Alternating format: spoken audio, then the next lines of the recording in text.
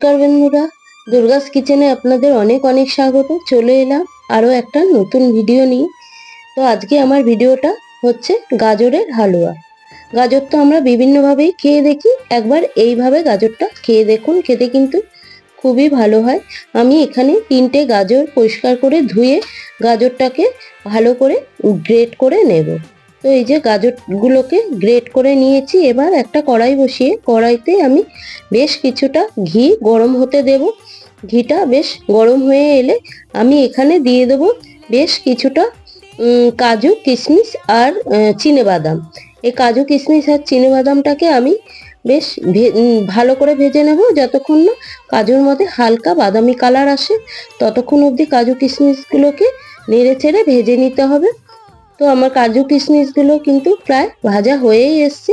আমি এবার এগুলোকে নামিয়ে ওই কড়াইতে আমি আরও কিছুটা ঘি দিয়ে এবার আমি গাজরগুলোকে দিয়ে দেব। গাজরগুলোকে দিয়ে বেশ নেড়ে চেড়ে গাজরগুলোকে ভেজে নিতে হবে যতক্ষণ না গাজরের কাঁচা গন্ধটা যাচ্ছে, আর গাজরের মধ্যে যে জলটা রয়েছে সেটাও যতক্ষণ না শুকাচ্ছে ততক্ষণ অবধি গাজরটা কিন্তু ভেজে নিতে হবে।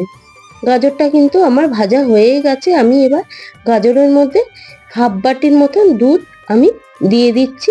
দুধটা দিয়ে গাজরটাকে ভালো করে মিশিয়ে আবারও দুধটাকে ভালো করে ফুটতে দেবো যতক্ষণ না দুধটা পুরো শুকাচ্ছে। তো এই যে আমার মিশিয়ে আমি দুধটা কিন্তু আমার অনেকটাই শুকিয়ে এসছে। এইখানে আমি দিয়ে দেবো 1 বাটি গুড়। এখানে আপনারা চাইলে চিনিও ব্যবহার করতে পারেন। তো গুড় দিয়ে আবারও আমি ফুটতে দেবো গাজরটাকে যতক্ষণ না দুধটা পুরো শুকিয়ে গাজরের মধ্যে মিশে যাচ্ছে। তো অনেকটাই দুধটা শুকিয়ে গেছে। এবার আমি দিয়ে দেব ওই যে কাজু কিশমিশ আর বাদামগুলো ভেজে রেখেছিলাম, সেগুলোই এখানে এবার আমি দিয়েছি। দিয়ে আবারও নাড়িয়ে চাড়িয়ে এটাকে ভালো করে শুকিয়ে নেব।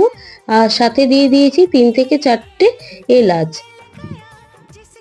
এলাচ দিয়ে আবার আমি এটা কিন্তু একটু সময় নিয়ে ভালো করে নেড়ে চেড়ে মিশিয়ে নিতে হবে, কেন নিচে লেগে গেলে চলবে না। ওই জন্য অনবরত নেড়ে ভালো করে মিশিয়ে নিতে হবে। আমার কিন্তু দুধটা প্রায় শুকিয়ে এসছে। আমি এখানে দিয়ে দিলাম বেশ কিছুটা গুঁড়ো দুধ আর সাথে দিয়ে দিলাম গ্রেট করা খোয়া ক্ষীর। দুধ আর খোয়া ক্ষীর দিয়েও আমি বেশ আরও কিছুক্ষণ নেড়ে শুকিয়ে নেব যতক্ষণ না পুরো মিশ্রণটা রেডি হয়। তো এই যে আমার তৈরি হয়ে গেল গাজরের হালুয়া। বাড়িতে অবশ্যই বানিয়ে দেখবেন। ভালো লাগলে একটা লাইক করবেন আর পেজটিকে ফলো করবেন।